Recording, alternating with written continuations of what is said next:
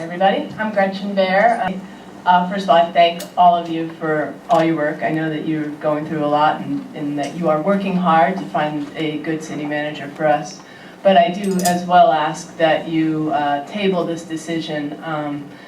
I too spent the last couple weeks looking over Mr. Marsh's resumes and information that I found through news sources and so forth.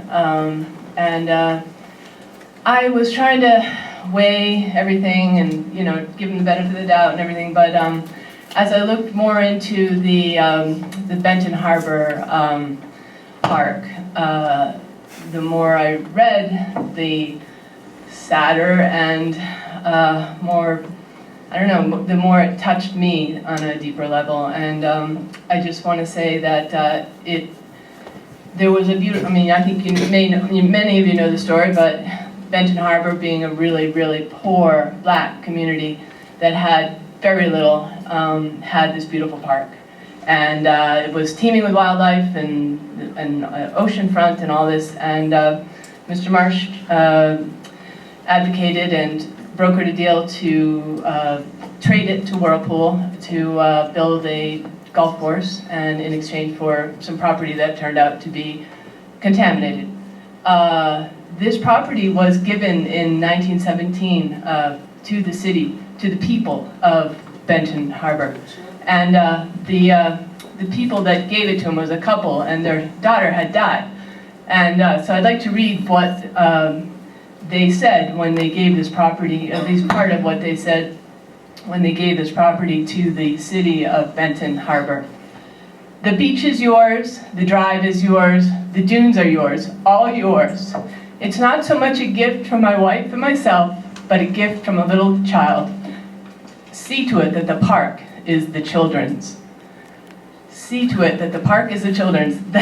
To me, that would be your main job as a city manager for a town like that doesn't have anything but that park. And to give it away, and now it's $5,000 a year if you want to play, you know, golf there. I don't know, it just breaks my heart. And the fact that then Mr. Marsh also worked to get the state to come and eradicate the city government completely, so that they were under what is essentially martial law for the last 6 years. I just want to maybe think for a minute, all of us, that what if we were to lose property, you know, that we loved, and what if we were to what if our city government, which I thank and appreciate all of you very much, but what if we were to lose our city government and be run by crazy-ass Arizona? You know, I mean, we got to think about these things, and so I ask that you table this and we give it some more thought, and thank you very much.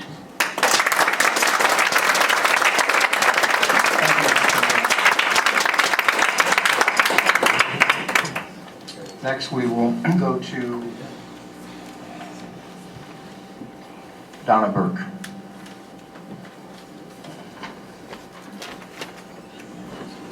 Hi, my name is Donna Burke, 511B Mayor, Bisbee.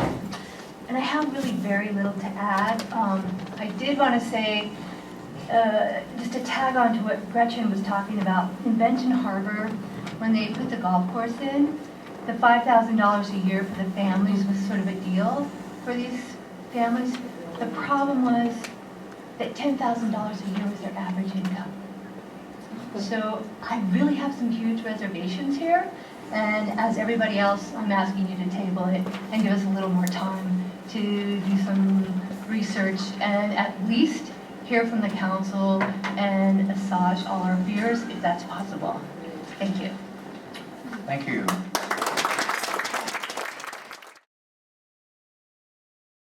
Benton Harbor, Harbor Shores. I want to correct some things that were said. And I know business owners tend to come in and they think that they own everything. They want to dictate to you their terms. And I did run across that with the developers in Harbor Shores. The beach, which is Gene Clark Park, is the name of the park, and it's on Lake Michigan.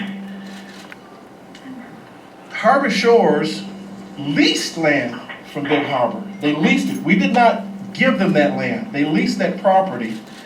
But the terms and conditions of that agreement were established under my leadership by me. And one of the things we did give is $1.5 million up front for park and recreation and for a DPW department, which we did not have in our budget because we're a distressed community and had some financial challenges, as Councilor Joseph mentioned. The other thing, $500,000 for public safety. This was terms and conditions that I said we need to have a balanced approach to the terms and conditions of our agreement. Thirdly, the beach wasn't used in 20 years. People could not go on the beach because you had about 7 feet high worth of sand on the entranceway and also along the driveway, which I couldn't find because it hadn't been used in 20 years. It had not been used. Persons at Benton Harbor were not able to enjoy their beach. A park and maintenance agreement was entered into with Harbor Shores, which they put in $2 million to make the park improvements. They got the sand off the beach, they put lighting in, benches, they remodeled the concession stand area. That was the term that they had to meet in order for us to enter this lease agreement for the property for the completion of the Nicklaus golf course, plus 250 homes range from $250 to $1 million in the area. The other thing that Harbor Shores did, a percentage of the revenue coming in from the golf course came back to the community. They also set up, Harbor Shores did, a golf training program for our youth. And by the way, they paid for staff to manage and operate, citizens, to manage and operate the park. We didn't have to pay that. It took relief off the budget because we didn't have it. These are the terms and conditions. And this is something that's going to interest you that you didn't hear about. They wanted to pump water. In fact, they had a permit, went around the city and wanted to pump water from Lake Michigan to irrigate the golf course. I caught that, I was livid. No way, because the city of Benton Harbor had their own water plant. Why not get water from the city and pay us to irrigate your golf course and not pump it out of Lake Michigan? They end up connecting to our water plant, and we realized it was arranged where we realized $500,000 of new revenue just to irrigate the golf course. That doesn't end there. You mentioned Whirlpool, someone did. Because of the housing and the golf course and also the leadership that was there in Benton Harbor, and I was a part of that, they decided to move their office complex, which was a $70 million investment, to downtown Benton Harbor, which is like a Main Street, downtown Benton Harbor. And what happened as a result of that, investors from Chicago, Indiana, end up buying a lot of the abandoned buildings in the distressed community along Main Street, and they put in lofts, they put in apartment units, and restaurants, and then you had gift shops. That was a spin-off effect from those 1,100 employees that came downtown to Benton Harbor, Michigan. And by the way, if you go to the Discovery Channel, Benton Harbor is on the map. Bloomberg report, Benton Harbor is on the map. CNN, it talks about these initiatives, and Benton Harbor now is known, we talk about tourism, it is a major tourism destination. And they did make the community whole with the monies that I did share with you that they provided. Am I going too long? But Benton Harbor was an issue that I heard recurring comments about that. You're on a good roll, I appreciate it. Okay, thank you. I wanted to make sure that I did address that. Contamination, I heard about contaminated land. There is no way that the DEQ or the EPA is going to let you build and Jack Nicklaus, by the way, because I've met him, is going to allow you to put his name on, or would I, on a golf course and housing development that's contaminated. Was it contaminated prior to the development? Yes. Was it cleaned up and then received approval from the DEQ and the EPA to do the development? Yes, it was. There was no issues with contamination of that land once that golf course was up and those houses was put in that area. That is untruth. Someone said here tonight, you can Google things and you get half of the truth, or you get none of the truth, and some things are true. That is not true. Let me go to the emergency manager. I heard that was another recurring comments, the emergency manager law, me going in and privatizing it. Mr. Marsh? Yes, sir. I think Councilmember Sullivan might have a comment or a question. Oh, I'm sorry, forgive me. that. Thank you, Mayor. Yes. Before you move on to the next subject, I wanted to clarify some of the concern about the pollution part, because I don't think that that was properly addressed. What one of the Google searches stated, and what a lot of people are very concerned about, is it was stated in an article, or more than one, that the city swapped 60 acres of the Pawpaw River is what they received for the 22 acres of their park that was turned into the golf park / residential area. And that 60 acres was what was then determined after the deal was done was contaminated and couldn't be used. So can you explain that? Yes, that land, first, there was no swapping for 22 acres for 60. That did not occur. That is an untruth.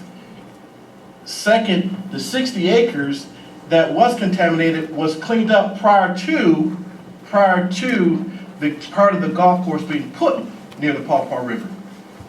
So the story is not accurate. Prior to the 60 acres is where you had the contamination prior to the golf course going in, and it was cleaned up and DEQ, and the EPA approved that. That's the misnomer, and that was not correct. So the city of Benton Harbor wasn't left with a bad deal and a bad taste in their mouth over 60 acres that was supposed to be theirs, and suddenly they can't use it? That's not true at all? No, it's not true at all. In fact, the right over in that area right now is where the clubhouse is, and there's kayaking. There's a lot of canoeing and kayaking taking place along that strip of the Pawpaw River. Okay, thanks for clarifying that. Sure. I just had a Yes, couple sir. clarifications on the golf course. It's my understanding the 22 acres from the Gene Kronk Park is leased to the golf course at a price of $30,000 a year Yes, to sir. the city. Yes, sir. Yeah, and also the city will take in, I believe it's 20% of the net income from the golf course Yes, will sir. also go into city coffers. Yes, sir. Yes, sir. Okay. That's in addition to the $1.5 million that we received for park improvements for DPW, $500,000 for the public safety, $2 million to open up the park that hadn't been used in 20 or 30 years, and to maintain that park and to hire local persons to manage and operate the park in a park maintenance agreement. And that also was a People part in of the Benton deal. Harbor can't afford to go there because it costs $5,000 Wait, a year. Donna, pulling, you're out of order. So Let me say this too. Councilmember Sullivan. not the whole park is a golf course. Only 22 acres of 77 was leased. So those people now have access to the rest of the park that they didn't have access to before, nor was it maintained before.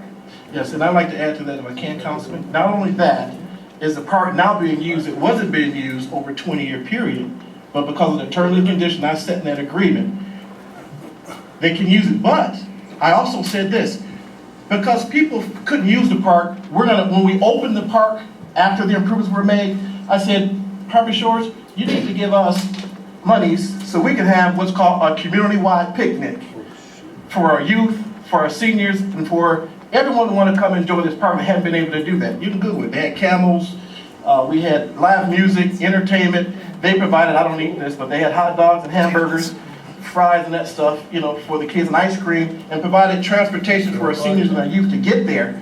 It was a community-wide picnic which was established to be annually so they can enjoy their park.